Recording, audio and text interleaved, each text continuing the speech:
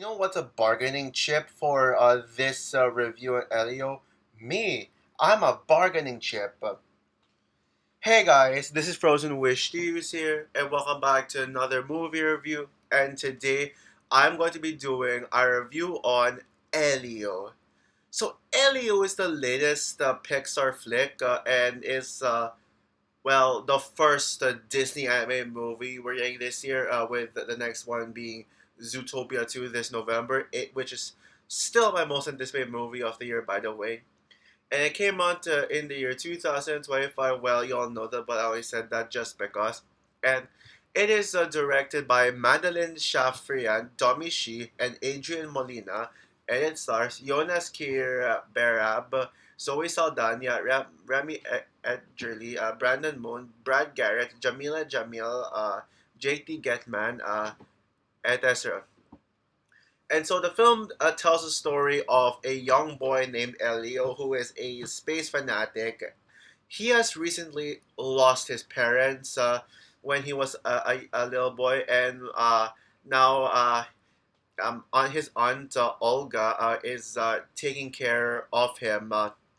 But then a- after Elio's parents died, he feels like he has no one left who loves him.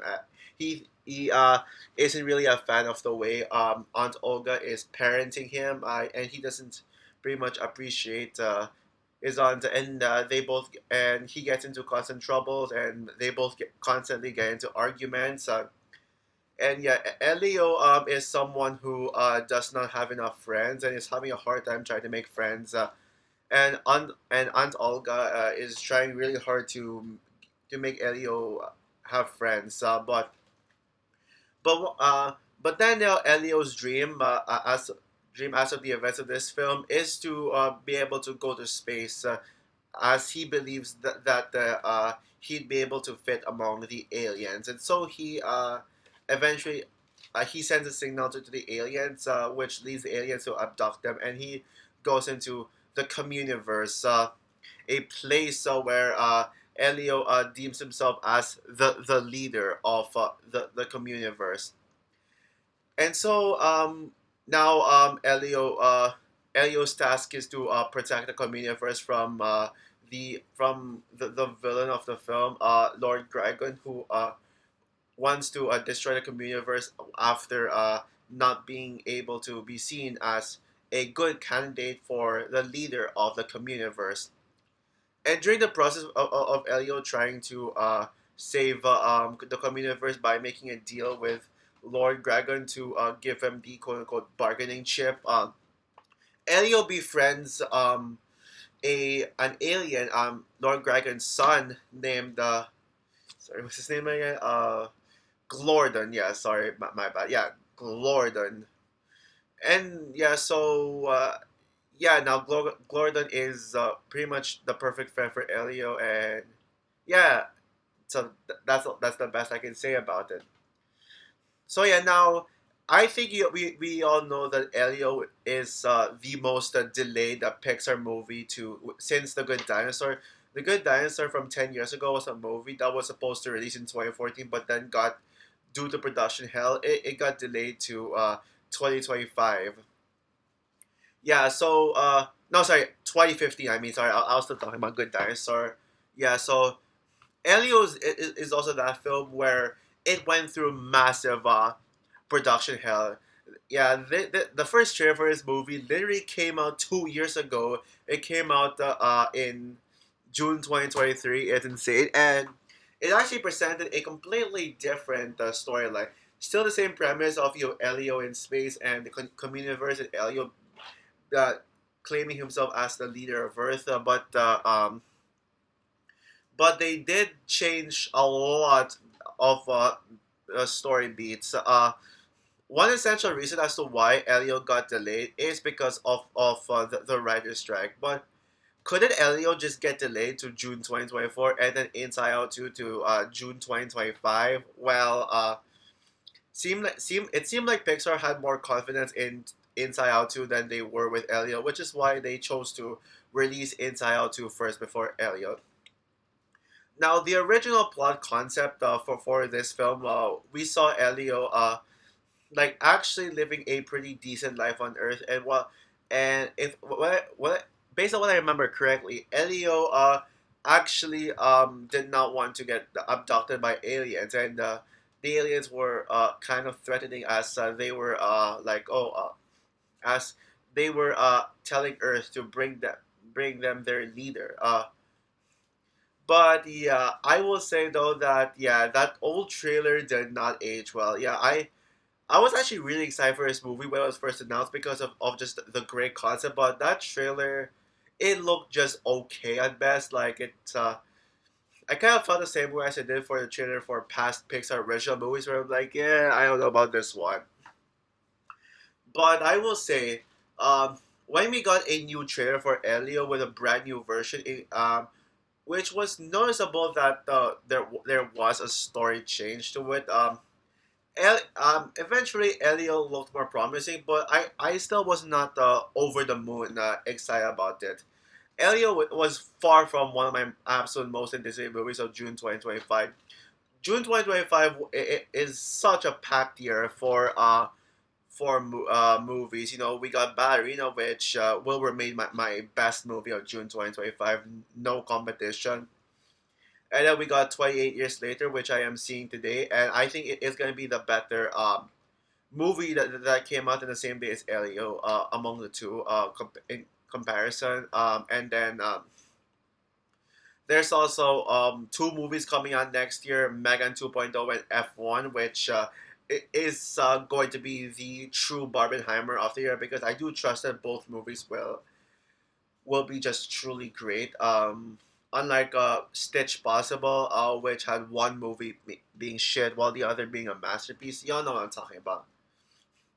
And I didn't even consider this among my top five most anticipated movies of June 2025. That's how stacked this is.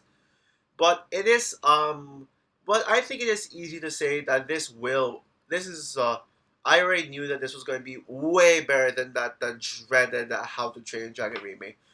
Don't worry, guys. I'll try my best to stop talking about bringing on my hatred for the How to Train Your Dragon remake until later on. I'm honestly not even sure if it's really my worst movie of all time, like I claim it to be in my initial rant on the film.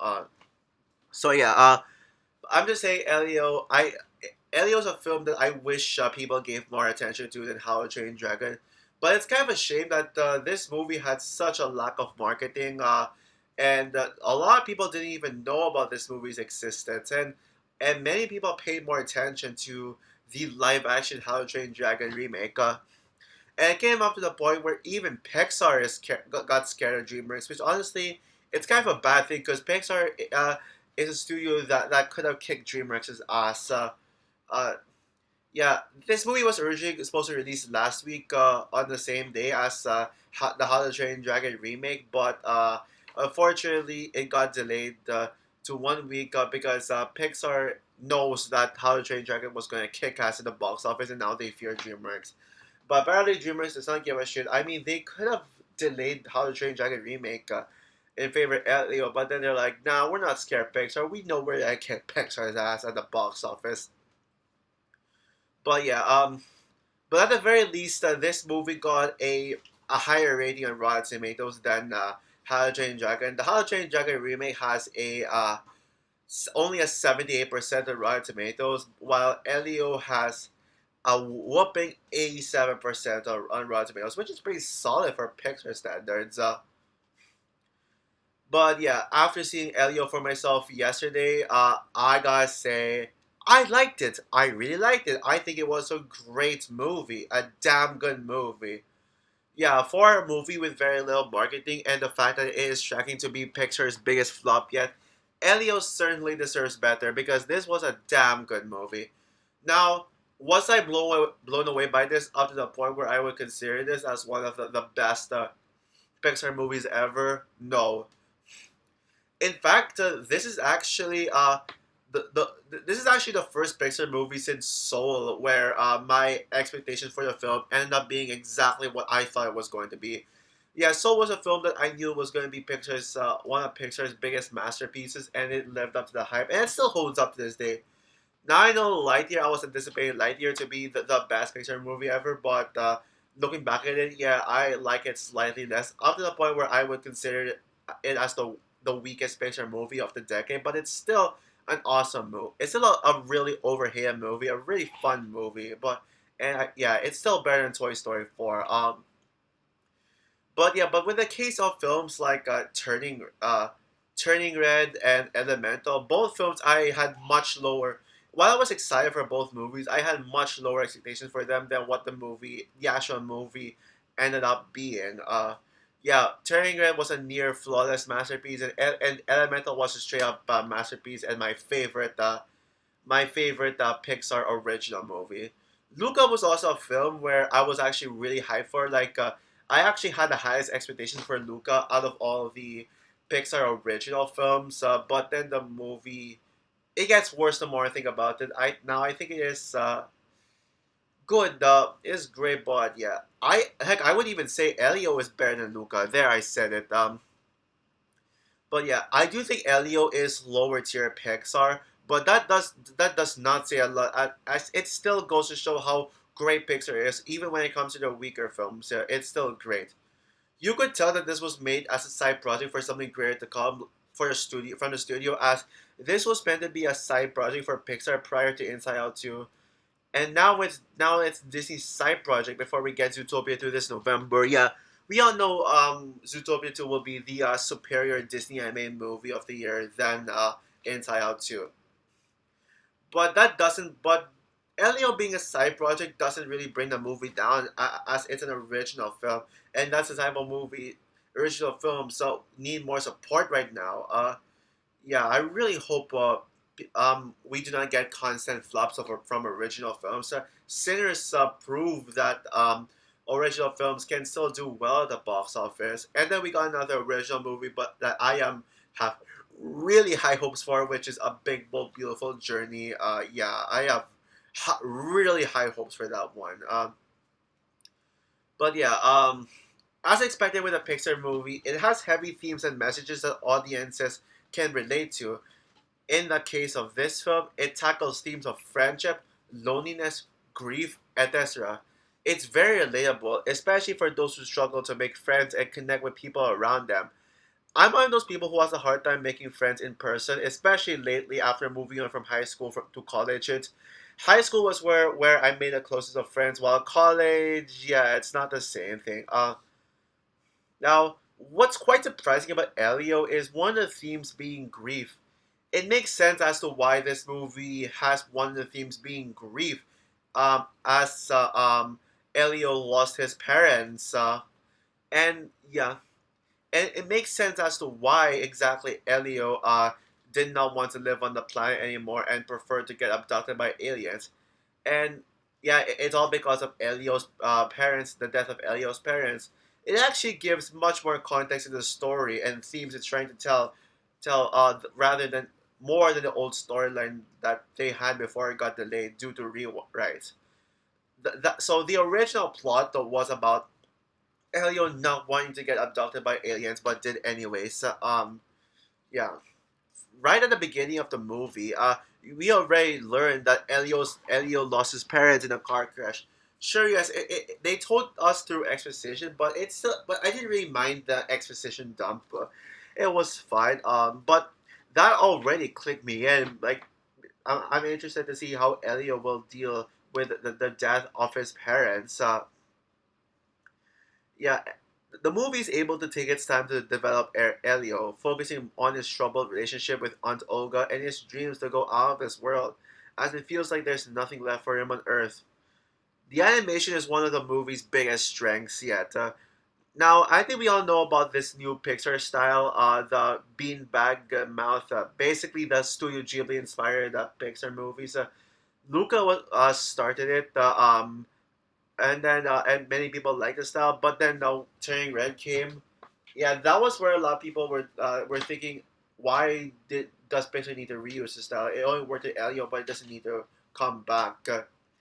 But then when Elio came around, yeah, a lot of people were hating on this movie's animation because of how they were sick of Pixar using this animation style as it doesn't seem to be working for them. But it still works for me.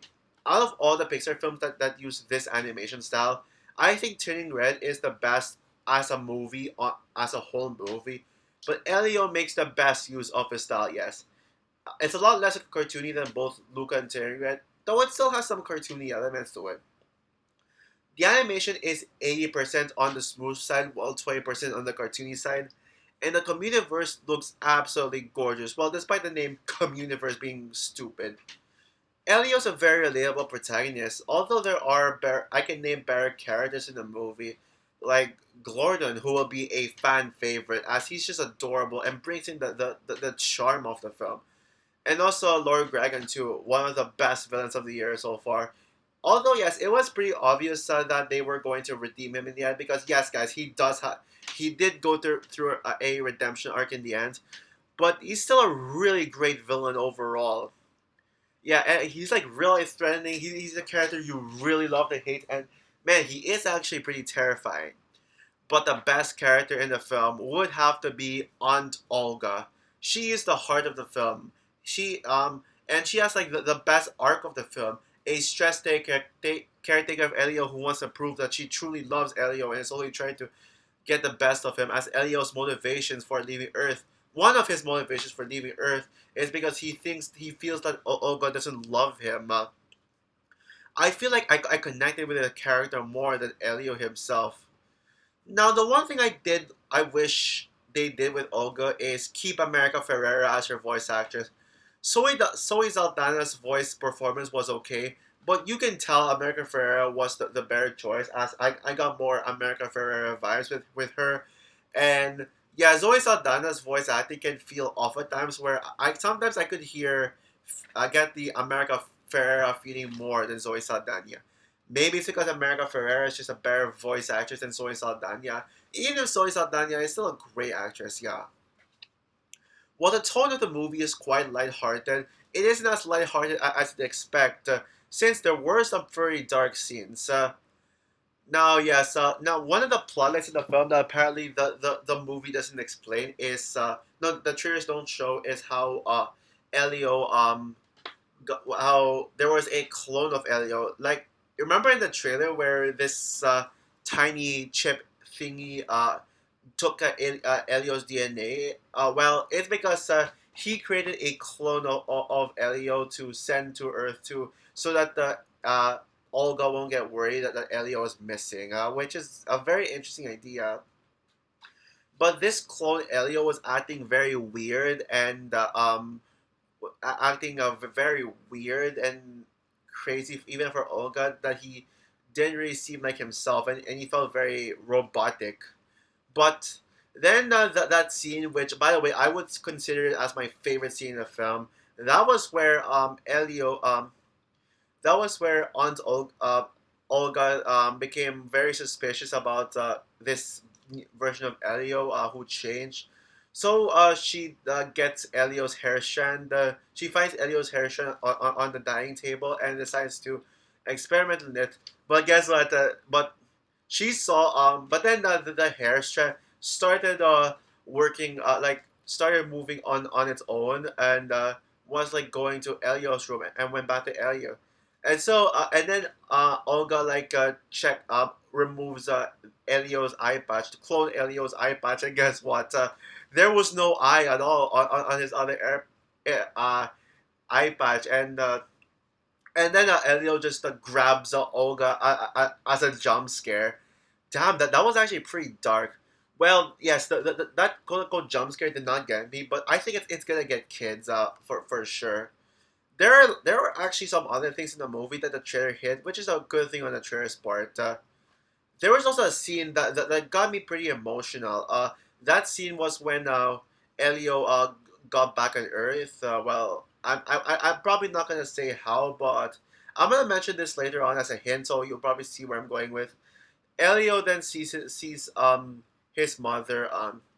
Elio sees his mother with the clone Elio, and then the clone Elio goes away, and then the real Elio goes back to Olga, and then Olga checks, and Olga finds out that that that Elio is acting like the Elio she knew, and so she checks the eye patch, and then turns out, yeah, actually, Elio's eye patch does get removed in the third act of the film, and we do the movie does explain why Elio has an eye patch on, and then as Olga finds out that she gets to see the real Elio again, Elio they both like really hug, and then they both like really get along. Yeah, that part made me tear up, not cry, but just tear up. And yeah, I think the bonding between Elio and Olga really is one of the biggest highlights of the film to me. Yeah, Olga really feels like a mother to Elio, up to the point where I even forgot that I keep forgetting that Olga is Elio's aunt and not mother, unless if they mention aunt, refer to Olga as aunt. Now, yes, I do have flaws with the film, as I do think it is one of the more flawed Pixar movies. So, let's get into the flaws. Well, now, what I did overall like Elio Gloria's friendship chemistry, as I did feel it at least. I feel like they were pretty good together. It did feel rushed, and I do think that the screen time with them together felt lacking. Yeah, and the moment Elio and Gordon met, and by the way, Gordon doesn't appear until halfway through the film. Their chemistry just went and got in, and they immediately became friends. Yeah, I do think we could have had more screen time with them together.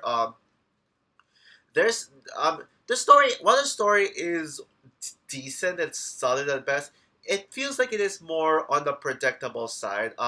There were some predictable moments in the film, yeah, including a liar reveal cliche, which has been done to death a lot, especially in Pixar movies, but like the past Pixar movies.